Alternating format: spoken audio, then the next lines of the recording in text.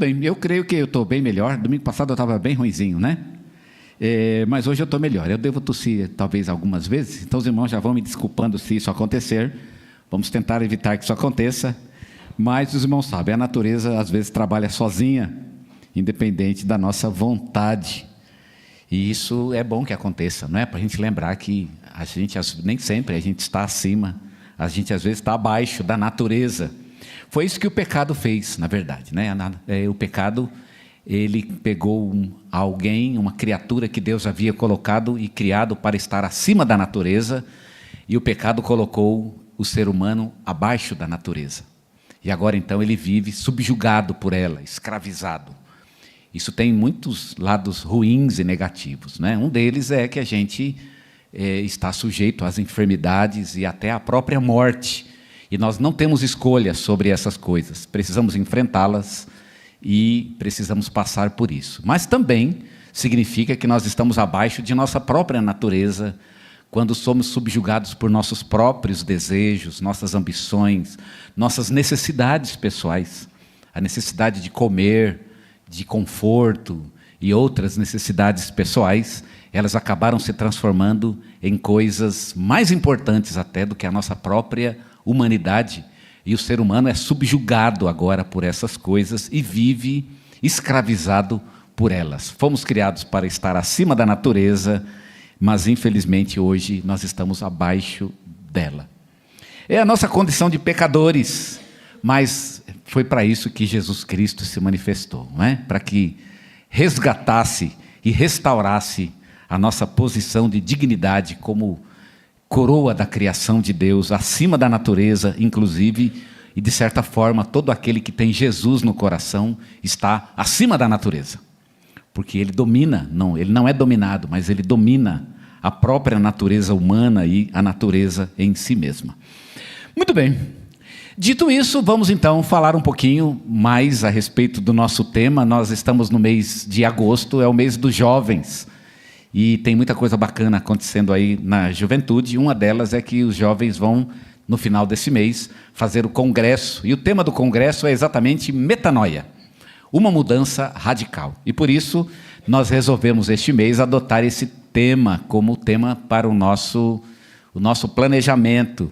Metanoia, uma mudança radical. A palavra metanoia é uma palavra grega que significa conversão, mudança, transformação. Então, os nossos jovens estão pensando nessa transformação e nós também, como igreja, estamos falando dessa transformação de Deus em nossas vidas. Temos também pensado em falar sobre Zacarias e quero falar um pouquinho sobre isso hoje também. Zacarias capítulo 2, versículos 1 a 5 é o texto que a gente vai ler neste momento.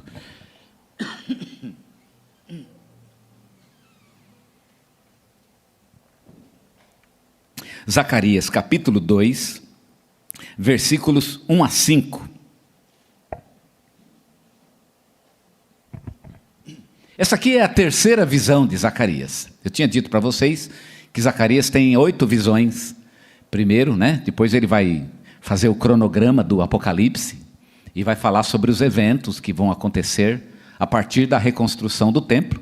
Mas antes de falar da reconstrução do templo, Zacarias... ou falando a respeito da reconstrução, Zacarias então ele prega através de visões, e ele tem 8 visões ao todo, e a gente vai hoje falar sobre a terceira delas. Nós falamos no domingo passado a respeito da primeira, que foi a visão do homem entre as murtas, embora não tenhamos falado sobre o homem entre as murtas, e o ministério do Senhor Jesus Cristo, que é o homem entre as murtas, mas vamos deixar isso para uma outra ocasião. Hoje pela manhã falamos sobre a segunda visão de Zacarias, que é a visão dos 4 chifres. O pessoal que veio de manhã pôde ouvir um pouquinho sobre o que significa a visão dos 4 chifres. E agora então a gente tem a terceira visão. E a terceira visão é a visão do homem com o cordão de medir. E eu quero então ler com vocês aqui essa visão que é bem bacana, e o Senhor há de falar muito poderosamente ao nosso coração através dela. Zacarias capítulo 2, versículos 1 a 5. Assim diz a palavra: Tornei a levantar os meus olhos e olhei, e eis um homem que tinha na mão um cordel de medir. Então perguntei: para onde vais tu? Respondeu-me ele: para medir Jerusalém, a fim de saber qual é a sua largura e qual é o seu comprimento. E eis que saiu o anjo que falava comigo, e outro anjo lhe saiu ao encontro, e lhe disse: corre, fala a este mancebo, dizendo: Jerusalém será habitada como as aldeias sem muros, por causa da multidão nela, dos homens e dos animais.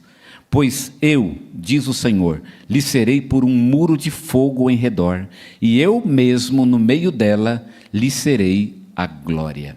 Amém? A gente acabou de cantar esse cântico, né? Quando a glória do Senhor se manifestar em nós. E terminamos então o versículo 5 dizendo que o próprio Senhor há de ser a glória no meio do seu povo. Eu gosto muito de Zacarias, eu já falei isso. E eu creio que eu gosto de Zacarias porque Zacarias ele tem uma mensagem muito positiva. Os outros profetas, você já deve ter lido os profetas, e você vê que os profetas têm uma mensagem às vezes um pouco negativa, não é? Você lê os profetas, eles falam muita destruição, Deus está muito nervoso, e está nervoso porque o povo fez coisa errada, aprontou, tem que levar mesmo, né? Eu acho assim. Então o povo realmente aprontou.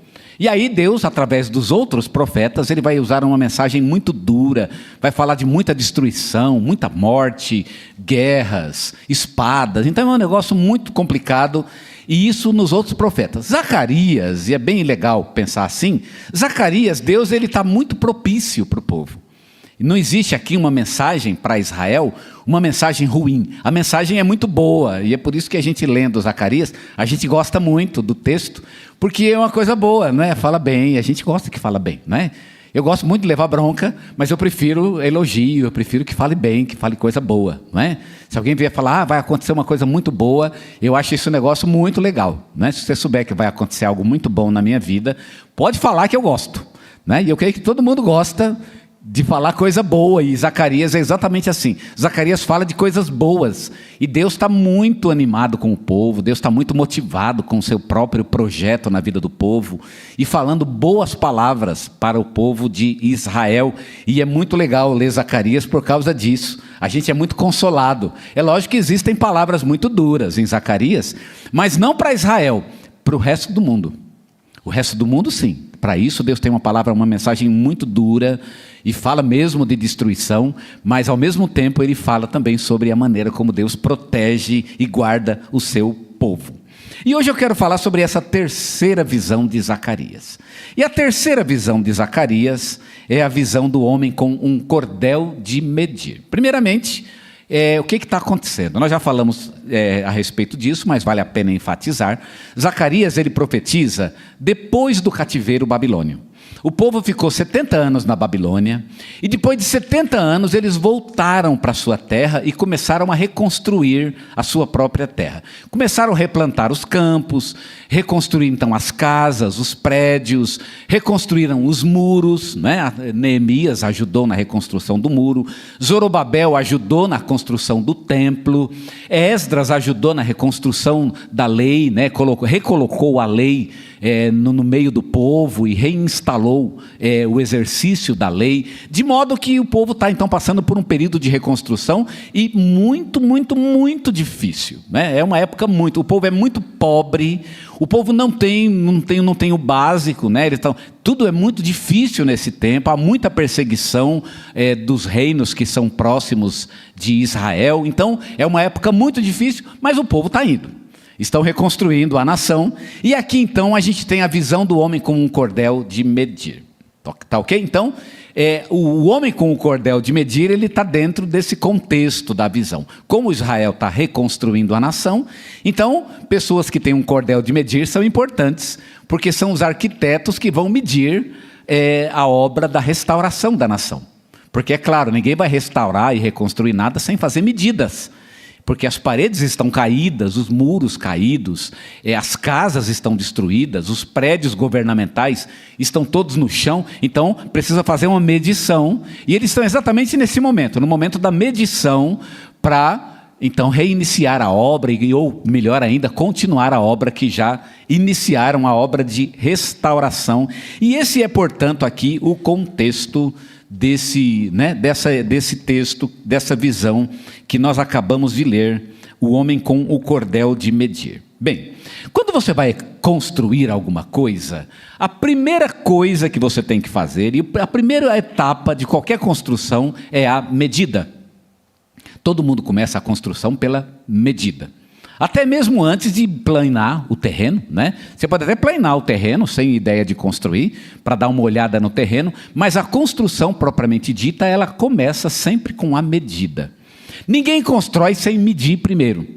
Você vai lá, estende a régua, estende o metro, né? A trena, e aí você faz a medida, e aí com a medida na mão você faz o desenho, e com o desenho na mão você levanta as paredes, tá certo? Eu não sou um engenheiro, mas eu imagino que não precisa ser um engenheiro para saber dessas coisas, não é? Me parece que essa é a ordem natural de qualquer construção, e é exatamente o que está acontecendo aqui. Aqui nós temos então um homem que tem um cordel de medir na mão, e a ideia de um homem com o cordel de medir na mão é a demonstração de que Deus está trabalhando na reconstrução do seu povo.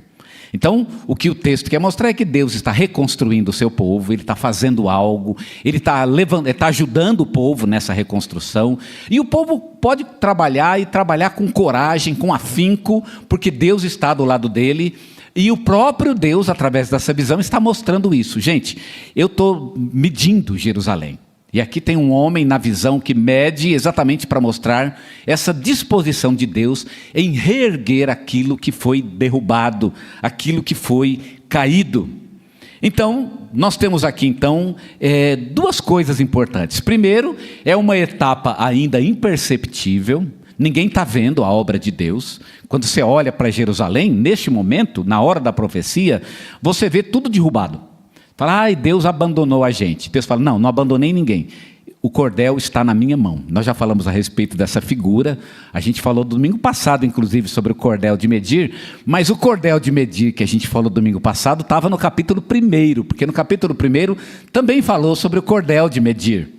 Falou numa só frase, e agora a gente tem o cordel na mão do arquiteto, para mostrar então que Deus realmente está trabalhando na reconstrução do seu povo, então, mas a obra ainda é imperceptível. Quem olha para Jerusalém só vê ruína, vê tudo derrubado, tudo caído, e fala, Deus esqueceu de nós. E a mensagem de Zacarias é, não, Deus não esqueceu, Ele está medindo. Então segura aí, aguenta mais um pouquinho, que daqui a pouco a obra vai começar e nós vamos reconstruir Jerusalém. Então, primeira coisa que a gente vê é que aqui o novo prédio, o novo edifício, ele ainda é imperceptível, mas o trabalho já começou. Se você vê gente medindo, é sinal de que o trabalho já começou. E, em segundo lugar, a tomada de medida, ela especifica o que é possível ser feito no terreno disponível. Ou seja, Deus tem uma ideia na sua mente, Ele tem uma obra, Ele tem uma espécie de um projeto mental, e aqui a ideia dele fazer a medida é para implantar o seu projeto. Porque o arquiteto, ele tem uma ideia, você mostra um terreno para o arquiteto, e ele diz assim, olha, nesse terreno dá para fazer tal coisa. Mas aquilo está na cabeça do arquiteto. Ele ainda não sabe se dá para fazer de fato. Para saber se dá para fazer ou não, o arquiteto ele vai ter que tomar a medida do terreno, a medida que ele tem disponível, e agora então ele pode saber se a ideia dele é viável ou não. Aqui é mais ou menos essa a ideia. Deus está medindo Jerusalém para tentar implantar uma visão, para implantar um plano de construção. Qual será o plano de construção de Deus? Deus tem um prédio na mente, né? Um edifício, e Ele quer implantar então o seu edifício. E é exatamente a ideia do texto, a ideia de que Deus tem um plano, Ele tem uma ideia. E o cordel de medir, ele mostra exatamente a ideia de Deus sendo colocada no papel para ser transformada num desenho. Você olha para o desenho, e o desenho é um negócio bacana, né? Quando você vê o desenho na prancheta e você diz, é isso que nós queremos fazer, então aquele desenho bonito, ele representa o que estava na mente do arquiteto. Aqui, portanto, nós temos a medida do terreno para mostrar o que está na cabeça de Deus. O que eu quero fazer exatamente? Então, ao invés de Deus ele falar, ele aqui monta uma espécie de um desenho para a gente poder ver a obra dele em execução. Deus está realmente fazendo algo na vida do seu povo, e aqui nós temos então a demonstração disso na visão de Zacarias.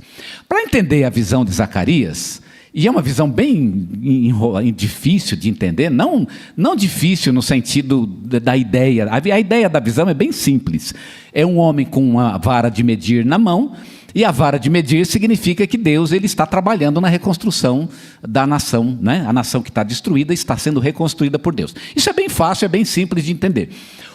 A complicação aqui, ela está na maneira como a visão ela é colocada. Existe uma certa coreografia nessa visão.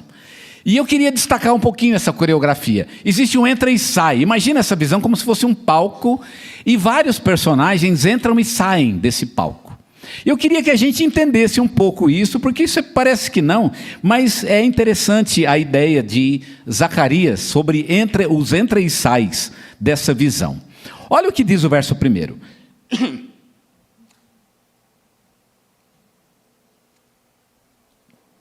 Diz assim: tornei a levantar os meus olhos e eu vi um homem que tinha na mão um cordel de medir. Primeira coisa que Zacarias viu, ele viu um homem que tem na mão uma corda de medida, 1 metro, uma trena. E eu perguntei: para onde vais tu? Quem perguntou? Zacarias pergunta para o homem que tem o cordel na mão, o arquiteto. Vamos chamá-lo aqui de arquiteto. Ele pergunta para o arquiteto: para onde você vai? A resposta é: para medir Jerusalém, a fim de saber qual é a sua largura e qual é o seu comprimento. Isso a gente já sabe, ele vai fazer as medidas para reconstruir a cidade. E eis que saiu o anjo que falava comigo, e outro anjo lhe saiu ao encontro. Então, vamos entender aqui essa figura. Zacarias, ele está numa visão. E na visão de Zacarias, ele está sendo acompanhado por um anjo. Porque é o anjo que está junto com ele. As visões de Zacarias são muito complicadas. Zacarias não está entendendo essas visões, e ele precisa de uma ajuda. E tem um anjo do lado dele que está ajudando ele, explicando, e está, né? Quando Zacarias não entende alguma coisa, ele pergunta e o anjo explica o que é aquilo. Então, é o anjo que está lá para orientar Zacarias. Muito bem, Zacarias está aqui, ele tem um anjo do lado, e ele está olhando ali, e ali tem um homem com um cordel de medir. O homem com o cordel de medir, ele está se movimentando, e Zacarias pergunta para onde ele vai, e aí o homem diz: eu vou medir Jerusalém. Na segunda parte dessa cena, o anjo que está ao lado de Zacarias, ele se retira. Olha que interessante essa cena, versículo 3. E eis que saiu o anjo que falava comigo. Então, enquanto Zacarias conversava aqui eu acho que ele distraiu aqui do anjo e foi conversar com um homem que tem o cordel de medir, para onde você está indo. E na que Zacarias se distrai do anjo que está perto dele, o anjo que está perto dele sai de perto dele. E o texto diz, e agora aparece um outro anjo. Veja o texto no verso 3, o anjo saiu o anjo que falava comigo, e outro anjo lhe saiu ao encontro. Então aparece agora um terceiro anjo, um segundo. Nós temos aqui o homem com o cordel de medir, o anjo ao lado de Zacarias que agora se retira, e agora aparece um segundo anjo. O segundo anjo aparece, passa por Zacarias, e vai conversar com o anjo que estava até então do lado de Zacarias. Vocês estão entendendo? Até aqui? Está indo bem? Muito bem. Esse anjo vai falar com o outro anjo que estava próximo de Zacarias para entregar uma missão para o anjo que estava próximo de Zacarias. Qual é a missão? Diz o versículo 4.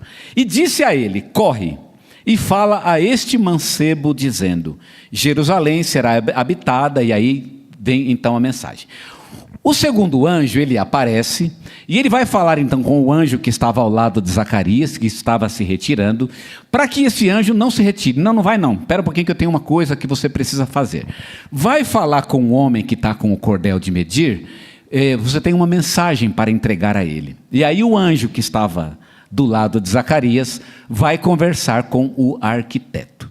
E nessa história eu fico sabendo que o arquiteto é um jovem. Eu achei bem interessante isso, né? Ele é um jovem, corre e fala a este jovem é o arquiteto, e eu acabo descobrindo que ele é um arquiteto, ele é jovem, provavelmente um arquiteto recém-formado, não é isso? Saiu esses dias da faculdade, está cheio de plano, cheio de ideia, não é? E quer botar tudo isso em execução. Ele é um jovem, é ainda um menino praticamente, e o anjo que estava ao lado de Zacarias então precisa ir dar um recado para este jovem. Qual é o recado? O recado, na verdade, são algumas orientações para a medida. Aqui a ideia, né, a ideia da visão é de que esse homem, esse arquiteto está indo medir Jerusalém, mas ele não deve medir Jerusalém assim a troco de nada. Não meça simplesmente. Eu sei que você vai chegar lá e vai medir os muros. Ele, como um arquiteto, sabe o que fazer, né? Nós queremos reedificar a cidade. Mas agora, então, ele precisa de algumas orientações. Eu preciso orientar esse jovem, porque senão ele vai fazer as coisas do jeito dele, da cabeça dele, e não é do jeito que ele pensa, não é de acordo com a cabeça dele. Algumas orientações sobre essa medição. Por exemplo, se fosse o arquiteto normal, e seria natural que ele fizesse isso, eu acredito que qualquer arquiteto faria isso, ele, por exemplo, iria medir os muros, porque os muros precisam ser reconstruídos. Então, era muito natural que na hora de medir Jerusalém, ele fizesse a medida dos muros. Mas aí o anjo que estava ao lado de Zacarias precisa correr para dar um recado para ele. E entre os recados que ele vai dar, por exemplo, ele vai dar esse recado: quando você medir Jerusalém, leve em consideração que a cidade não vai ter muro. Olha que bacana. Quer dizer, o arquiteto, ele faria a medição do muro, porque seria natural reconstruir o muro, mas agora ele precisa saber, coisa que ele não sabia até então, mas ele precisa saber que na hora da medição, leve em consideração que o desenho da nova cidade não tem muro. Então, ele precisa correr para dizer isso. Eu queria destacar duas coisas do texto. Primeiro, a necessidade do anjo que está do lado de Zacarias correr. Por que ele tem que correr? O texto diz literalmente, corre. Corre. Por que corre? Corre porque esse rapaz ele é jovem. E como todo jovem, ele é meio afoito, né? Se deixar na cabeça dele, ele vai chegar com as medidas tudo errado aqui, né? Ele ainda é um menino, tal. Corre, fala com ele, filho, vem cá, vamos conversar primeiro sobre essas medidas. E aí ele vai dar então as orientações para fazer a medida. Corre. Corre porque ele ainda é jovem. E como jovem, ele não tem experiência. Talvez até como jovem, ele não entenda muito das coisas de Deus. Ele está aprendendo ainda. O garoto ainda tem muito que aprender, esse arquiteto aqui, né? Ele tem muito que aprender e você precisa ajudá-lo aqui com essas orientações. Entre elas, o fato de que Jerusalém não vai ter muro. A Nova Jerusalém não tem muro. E é curioso agora a gente pensar nisso.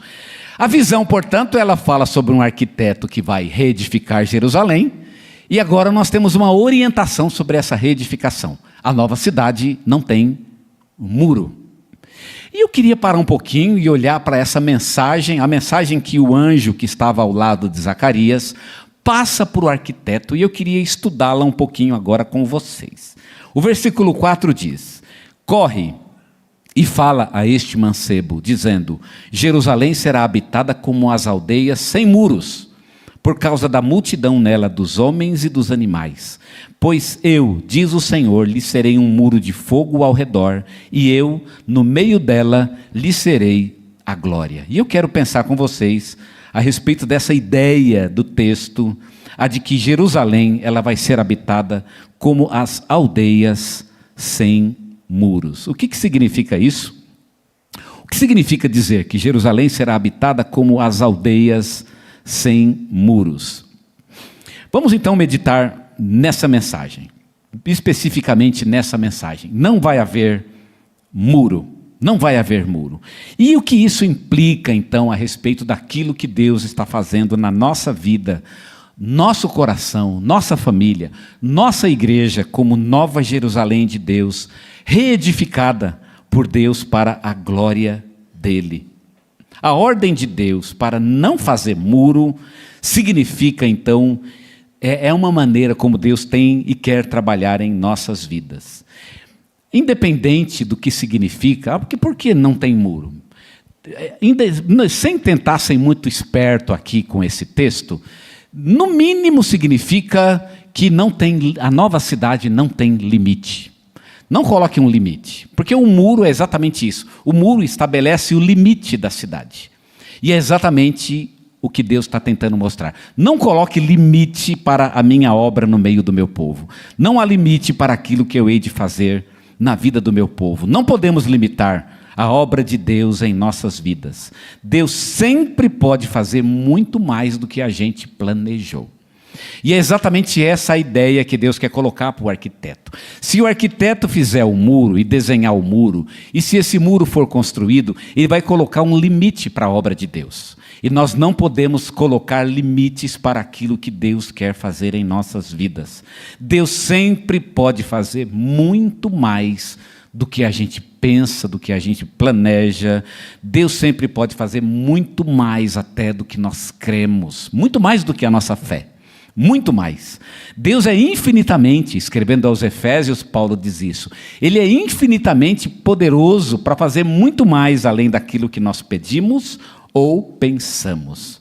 A nossa caminhada com Deus, ela sempre é uma abertura para o novo, para aquilo que Deus está fazendo e há de fazer em nós, e é por isso que Deus diz que a gente tem que tomar cuidado para não colocar um muro naquilo que Deus está fazendo em nossas vidas, porque Ele pode fazer muito mais do que a gente pensa, imagina e crê. E eu quero tirar 3 lições aqui a respeito dessa palavra falada para o arquiteto, de não fazer muro. Não faça um muro que limite a obra de Deus em sua vida. Primeira lição que eu aprendo é que eu não posso limitar as bênçãos divinas que o futuro me revela. O versículo 4 disse: a multidão de homens e de animais, que seria muito maior do que a geração de Zacarias, imaginava. E é interessante a ideia da multidão de homens e de animais. Você pergunta então para o povo: vamos reedificar a nova cidade. Quantos homens vão habitar nessa cidade? Então, se você colocar um muro, há um limite. Por exemplo, nós temos paredes aqui, né? E essas paredes, elas limitam o número de pessoas que podem estar dentro desse prédio. Isso pode parecer brincadeira, mas se a gente tiver muita gente aqui, isso pode dar um problema enorme para a nossa igreja, né? E acontecer, por exemplo, um acidente, a nossa igreja pode ser processada por colocar um número de pessoas além do limite imposto pelas paredes. Aqui é exatamente a ideia. Se você coloca um muro ao redor da sua vida, você coloca um limite para aquilo que Deus pode fazer. E qual é o limite para o que Deus pode fazer? Não há limite, diz o texto. Não coloque muro exatamente porque você não sabe. Você não sabe qual é o limite da multidão e dos animais que vão habitar na nova cidade. Vai ser muito maior do que a geração de Zacarias imaginava. Talvez o povo olhasse para a cidade e dizia: essa nova cidade vai ter tantos habitantes, tantos 1000 habitantes. Mas Deus dizia: não pense assim, ela vai ser muito maior do que vocês imaginam, porque as bênçãos de Deus sobre nossas vidas podem ser muito maiores do que nós imaginamos. Deus é generoso sobre nossas vidas. A bênção de Deus, ela vem que nem chuva. E quando Deus manda chuva, não é muito bom brincar com isso, né? Eu creio que ao sul, né, o Rio Grande do Sul brincou com a ideia da chuva. Nunca vai ter tanta chuva assim. Meus irmãos, não brinque com a bênção de Deus. Quando Deus abençoa, Ele abençoa mesmo, e não há limite para a bênção de Deus. É a gente que coloca limite. Mas o que Deus pode fazer no meu futuro? O que Deus tem reservado para mim? Eu não posso imaginar, não chega no meu coração. Foi o que Paulo disse em 1 aos Coríntios: não chega no nosso coração aquilo que Deus tem preparado para nós, aqueles que o amamos. Deus tem realmente algo muito maravilhoso em nossas vidas se nós confiarmos nele. Não há limite para a bênção de Deus em nossas vidas, e é por isso que não pode ter muro, porque se você coloca muro, você vai limitar a bênção de Deus sobre a sua vida. Não coloque muro. Deixe o futuro na mão de Deus e deixe que Deus há de fazer o melhor para a tua vida. Em segundo lugar, essa ideia de não ter muro significa que você não precisa gastar dinheiro e nem energia com um sistema de proteção humano. Deus é a proteção. O versículo 5 disse: diz o Senhor, eu mesmo lhe serei um muro de fogo ao redor. Eu sou o muro de fogo. Qual é a ideia do muro? A ideia do muro é um sistema de proteção. É onde você se protege das outras, dos seus inimigos, das outras nações que poderiam vir e invadir Jerusalém. E agora nós temos a lição de Zacarias. Se você gasta dinheiro, é dinheiro gasto à toa. Não tenta gastar o dinheiro num sistema de proteção, porque eu sou a proteção de que você precisa. Eu fico imaginando, as pessoas que gastam dinheiro no sistema de proteção deste mundo, será que esse sistema realmente funciona? Será que funciona? Fico me perguntando, né? E a gente gasta mesmo muito dinheiro, é muito dinheiro gasto com segurança, tentando viver uma vida longe das dificuldades, das lutas deste mundo, longe das infelicidades que podem chegar na nossa vida, que podem ameaçar a nossa família, mas quem está livre disso? Fala a verdade, que sistema você pode criar que vai proteger a sua família do mal que o mundo pode provocar a ela? Não existe um sistema eficiente para isso. O mundo que nos provoca o mal é o mesmo mundo que financia o sistema de proteção. Estava esses dias conversando com um membro da nossa igreja, que inclusive é policial, me falando sobre o sistema, o sistema da Polícia Militar do Estado de São Paulo, que é uma coisa de nível internacional. E falando sobre os prédios, o sistema de informatização, coisas que são, acompanha 24 horas, o crime é visto na hora em muitos sentidos. Então existe um sistema enorme, gigantesco, caríssimo. Irmãos, é um sistema enorme. E ele estava me contando e falando sobre essas coisas, e eu abismado com aquilo, coisas que eu nunca tinha imaginado e não sabia que eram assim. Prédios gigantescos, salas de computadores gigantescas, muito dinheiro, um investimento altíssimo e um custo altíssimo. E eu virei para ele e falei: rapaz, eu fico imaginando que o crime deve ter uma aparelhagem similar a essa então. E, irmãos, essa é a verdade. O crime tem uma aparelhagem similar. Não importa o que você faça. Você pode ter uma estrutura bilionária, um exército bilionário. O mal no mundo tem uma estrutura similar e não importa quanto cresça o sistema de justiça. O sistema do crime cresce na mesma medida e eu diria que até cresce um pouco mais. O crime está muito mais enraizado do que a própria justiça no nosso país, e não é só no nosso país, isso é algo que é real em todo o mundo. Não há como deter isso. Como você pode criar uma defesa contra isso? Como eu posso criar uma defesa contra isso? Não há defesa. Se o Senhor não for o nosso Deus, e se Ele não nos proteger, que proteção nós temos? E onde nós vamos esperar a proteção? De quem? Não há como deter a maldade deste mundo. E nem é necessário. Para nós que temos Deus em nossas vidas, o que temos que fazer é buscar o Senhor. E não gastar dinheiro e energia num sistema de proteção que vai nos livrar das desgraças deste mundo. Nós não precisamos e nem podemos nos livrar das desgraças deste mundo, mas podemos nos conectar com o nosso Deus e clamar por Ele, entregar a vida a Ele, deixar que Ele há de cuidar de nós. Ele vai cuidar da nossa família, vai cuidar dos nossos filhos. Ele vai nos guardar. O Senhor guarda, diz o Salmo, Ele guarda a nossa entrada e Ele guarda a nossa saída. Significa que Ele está conosco e que nós podemos confiar nele. O que o texto está dizendo para o arquiteto é: não faz desenho de muro, porque ia gastar dinheiro sem necessidade numa coisa que eu mesmo vou proteger o meu povo. É promessa de Deus. Deus está dizendo: eu protejo o meu povo. Nada vai sair do meu controle. Na vida do meu povo, eu cuido dele. Nós somos o povo de Deus. E por isso podemos contar com a proteção do nosso Deus. E por fim, a última ideia e o último conceito que nós aprendemos com a ideia de não precisar de muro, é de que nós não precisamos de muros protetores, porque a verdadeira riqueza de nossa vida não pode ser roubada. O texto diz no versículo 5, eu mesmo, no meio dela, lhe serei a glória. A palavra glória aqui é a palavra riqueza. Eu serei a riqueza. E sabe qual é a beleza de ter Deus como riqueza no meio da cidade de Jerusalém? É que se Deus está como glória e como riqueza no meio da cidade, significa que essa riqueza não pode ser roubada. Quem é que vai roubar a glória de Deus? Os inimigos, os babilônios, entraram em Jerusalém e dentro de Jerusalém levaram todas as riquezas que haviam em Jerusalém. Derrubaram o palácio imperial e levaram as riquezas do rei, levaram as riquezas do templo, mas eram riquezas de ouro, de prata. Eram coisas que podiam ser furtadas por mãos humanas. Mas Deus está dizendo, não, agora a riqueza de vocês não é mais esse tipo de riqueza. A riqueza de vocês é riqueza de glória.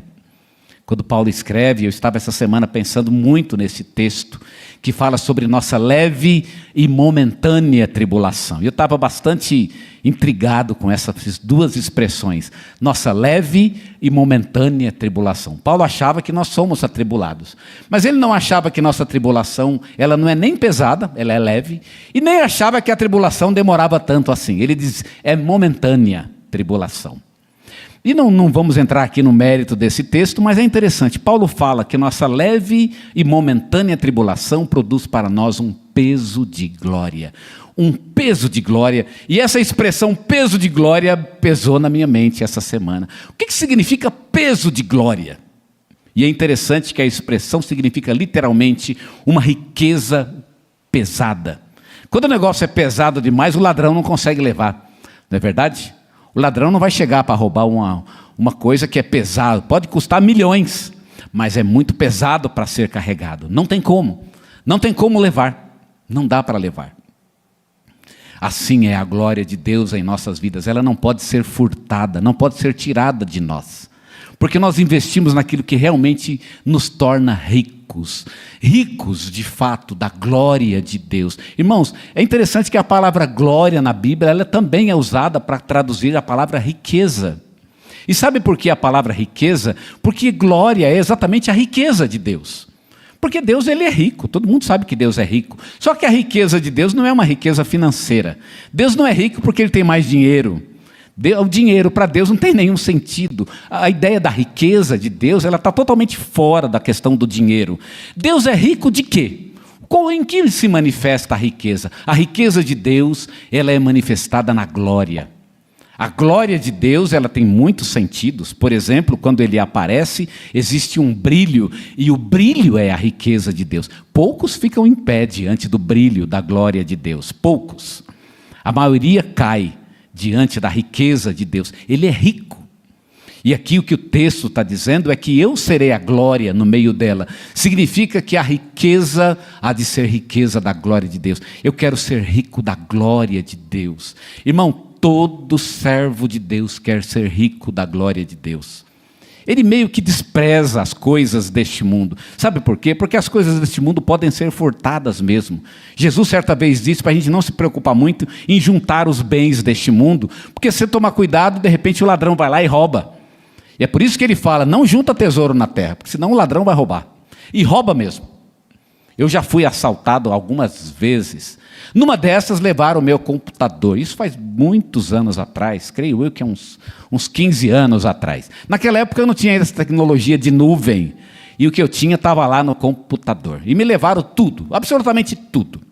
Todos os meus estudos, todas as minhas mensagens foram embora, tudo. Eu tinha um HD onde eu ia guardando tudo e que por acaso também estava dentro da minha bolsa e que também foi embora. Eu até fiquei bastante animado com a ideia de que alguém podia até ganhar dinheiro com aquilo, né? De repente publicar esse material. Fiquei pensando nisso. Foi tudo embora. E sabe o que me consolou? O que me consolou foi a ideia de que aquilo é riqueza deste mundo. A riqueza que Deus colocou, ela está aqui dentro. Aquilo que não pode ser roubado. A verdadeira riqueza que Deus nos deu, ela não pode ser roubada. Ninguém tira isso de você. É a glória de Deus. É do que a gente quer ser rico de glória. Rico de glória. Eu estava olhando lá as Olimpíadas, estava gostando de assistir às Olimpíadas, né? Encerraram hoje, e eu ficava vendo aquelas pessoas lutando por uma medalha de ouro. Lutando por uma medalha de ouro. E eu fiquei pensando, meu Deus, quando Paulo escreve aos Coríntios, ele fala, lutem de tal maneira que vocês alcancem uma medalha de ouro.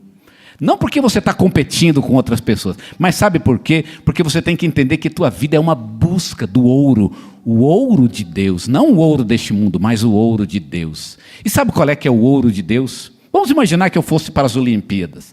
Eu acho que eu não teria muita chance nas Olimpíadas e provavelmente os irmãos iriam tentar me desmotivar dessa ideia. Mas vamos imaginar que eu colocasse na cabeça, não, eu vou para as Olimpíadas. O campeão de tiro tem 49 anos, né? Então eu acho que tem de repente, eu não vou tentar, logicamente, nadar, né?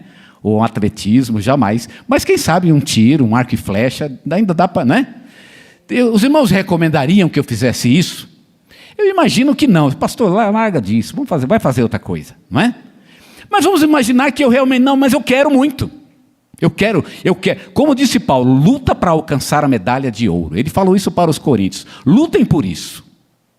Bem, se eu quiser ir para a Olimpíada, primeira coisa eu tenho que fazer eu tenho que fazer uma medição, que nem um arquiteto da minha própria vida. Vamos então fazer a medição. O que eu preciso para chegar nas Olimpíadas? Alguém pode perguntar, mas quanto tempo você pode treinar por dia? Eu posso treinar meia hora por dia, né? Eu tenho meia hora de manhã, esquece. Porque as pessoas que estão lá treinam 8 horas por dia. 8 horas. Você tem 8 horas por dia? Então nem tenta, esquece. É isso que Paulo quer falar para os coríntios. Lutem de modo que vocês alcancem. Porque eu estou pensando muitas vezes que é simples. Paulo falou, olha para aquele que ganhou o prêmio, olha para aquele que tem o ouro. Essa é a tua posição. É por isso que você tem que lutar. E você não vai chegar lá relaxado do jeito que está. Você não vai chegar lá vivendo do jeito que quer. Não, eu posso fazer. Não, aqueles que estão lá se empenharam e se empenharam muito. E é exatamente isso que Paulo está dizendo. E empenhem-se muito para conquistar a verdadeira riqueza de vocês. Ela é preciosa e vale muito a pena. Mas vocês têm que se empenhar.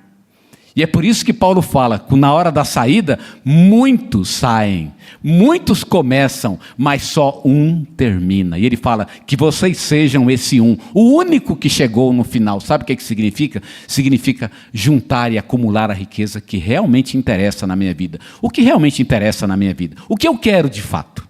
Qual é realmente a minha riqueza? O texto diz, não faça muro, porque o ladrão que entrar na cidade, ele não tem como roubar a riqueza da cidade. Eu imagino aqui o exército entrando, não é?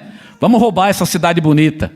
E quando ele chega no meio, na praça central da cidade, ele não tem como pegar a riqueza, porque a riqueza é a glória de Deus. A glória de Deus não tem como ser roubada da minha vida. Ninguém tira isso de mim. Eu sei o que é o investimento na glória de Deus. Eu invisto minha vida nisso e eu colho frutos dessa escolha. Irmãos, é isso que significa a visão. Deus está fazendo algo incrível na minha vida. Ele está fazendo um negócio incrível na tua vida e você tem que confiar nisso. Ele estendeu o cordel na tua vida e está fazendo as medidas para realmente um futuro lindo, grandioso, maravilhoso juntamente com Ele. Mas você tem que confiar no Senhor e depender dEle. E você vai ver com seus próprios olhos o que Deus pode e o que Ele está fazendo na tua vida para a glória dEle. A glória dEle sendo manifestada no seu coração, na sua vida e por fim você acumular uma riqueza que não pode ser roubada. Uma riqueza que não pode ser furtada.